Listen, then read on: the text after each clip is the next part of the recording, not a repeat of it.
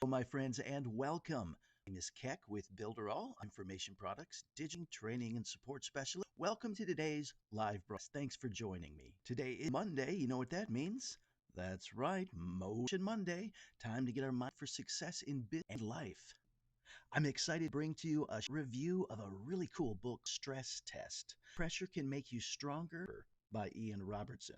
I love it. It says, read it might just save your life. Quote from the Daily Telegraph. With a quote from the book, here we go. The big idea that now started brewing mind was trying to understand actions of the mind in order to help it. Some people are crushed by the problems life throws at them, seem toughened by them. As I moved to Dublin, first century, only by combining what we know about hardware and the brain as well they interact could we really the limits of Nietzsche's max, of course, is that which does not kill you makes stronger. How, when, and some people rise to the challenge of bad experiences while fold under their weight. This book draws on my own and other people's research, but also on my firsthand observations of cases when I worked as a clinical psychologist. I've gone back to my old cases with new eyes to understand them in the light of hundreds of research studies that emerged in the last decade, which have revolutionized understanding of the mind, the brain, and our emotions. My reminiscence, our irrational regret. I now believe that had I known then what I now I could have offered so much more to these people. My consolation, however, is that I can offer the discoveries I have made and the price that people reading this book from them to a much wider. I have no doubt that everyone can learn to better control their mind and emotions, and if they do so, they can, within limits, turn stress into their own advantage. The main purpose of this book is to explain how and why this is possible through a better understanding of how the software and hardware interact with each other. Ian Robertson from The Stress Test. Wow, this is cool stuff. Turning stress into an advantage and getting a better control on my mind and emotions? Sign me up. All right, we're going to unpack the following big ideas from this book. The first one, the double edged sword. That is stress. I feel excited. How about you? A wandering mind is an unhappy mind. Hall of Fame researcher with a 70% hunch failure rate? We must believe if we want to optimize. All right, let's jump right in with the first big idea, the double edged sword of stress. What doesn't kill me really can make me not only stronger, but also better. But not for everyone. If you worry about and doubt your ability, this has the opposite effect. It weakens your performance. But if you don't worry about your ability, stress can boost your performance. And in this case, the more of it, the better. Stress pushed them up into the optimal zone of performance. In other words, consider cortisol, the classic stress hormone, had opposite effect in math anxious students than in non-anxious ones. More stress meant worse performance in the first, but better in the second, even though their actual mathematical abilities were the same. Stress, in other words, seemed to push non-worriers into a performance sweet spot and worriers out of it. Stress, I had discovered, is a two-edged sword. It can distract and inhibit you, or it can boost your abilities and push you nearer to optimal performance, just like a bend in a long straight road. But most performers and sports people know this already. If they don't feel that edge of anxiety before a game, then they won't perform at their best. The golfer Tiger Woods captured this when he says, "The day I'm not nervous is the day I quit. That's the greatest thing about it, just to feel that rush."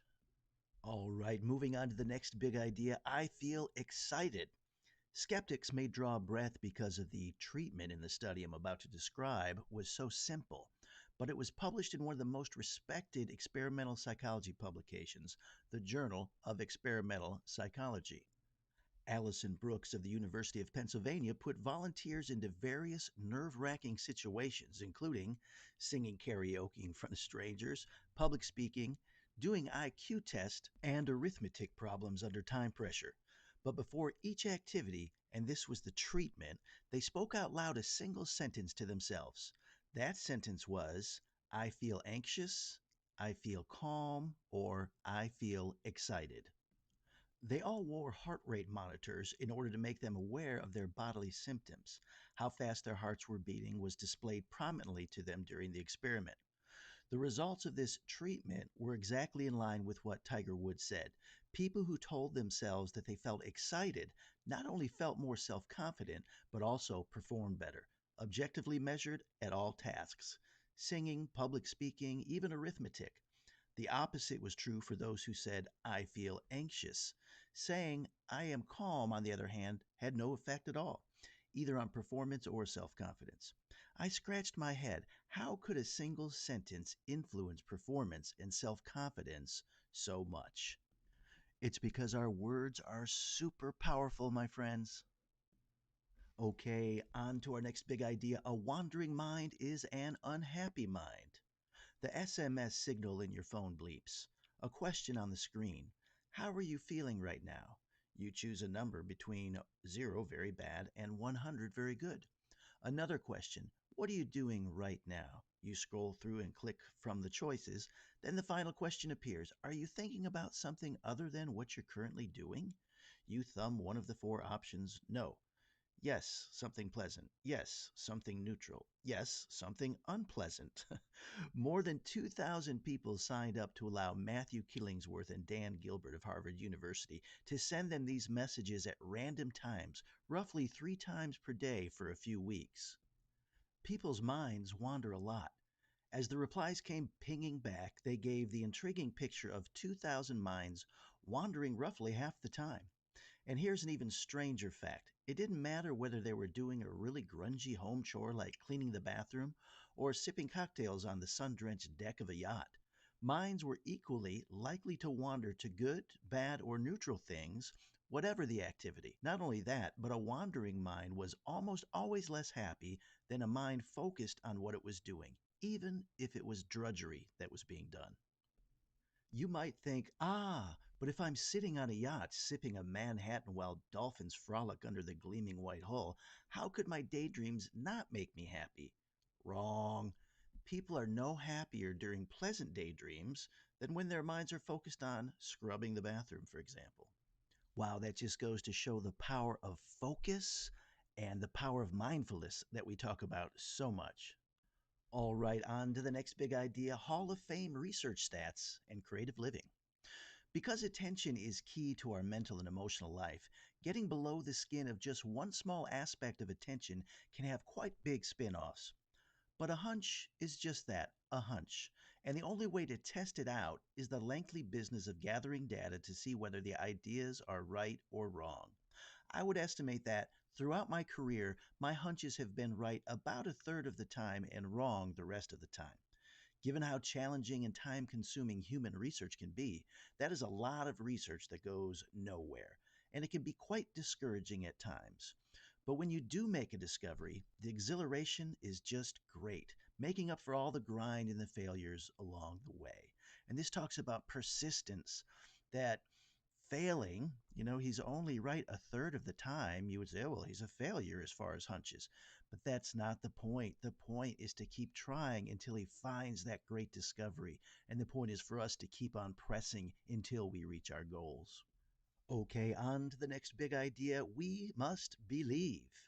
If what doesn't kill you is to strengthen you, then you have to believe that you have some control over your own mind and emotions. Without that conviction, you will not be able to put into place the other ingredients of resilience that I have identified in the course of this book.